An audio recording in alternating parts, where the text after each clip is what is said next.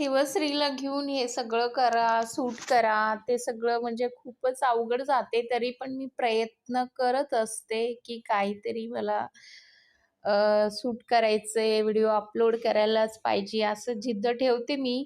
पण शिवश्री इतकं जिद्दी, हट्टी, म्हणजे तिला दात येतात अधून तिला त्रास होतं. बऱ्याच मुलांना ताप येते, जुलाब लागते. पण शिवश्री जेवत नाही, बिलकुल बी काहीच खात नाही, पीत नाही. त्यामुळं मग थोडंसं मनाला असं वाईट वाटतं, की पोरगी काय खाईना-पिना म्हणून.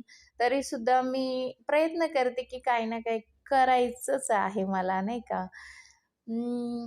हे सगळं म्हणजे आपण कुणासाठी करतो? आपल्या मनाला काहीतरी शुद्ध करायला.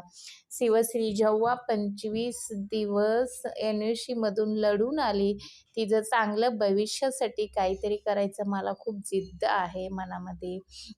आणि तसं तर आमच्या प्रतीक्षासुद्धा खूप हुशार आणि टॅलेंट मुलगी आहे. खूप समजदार आहे ती.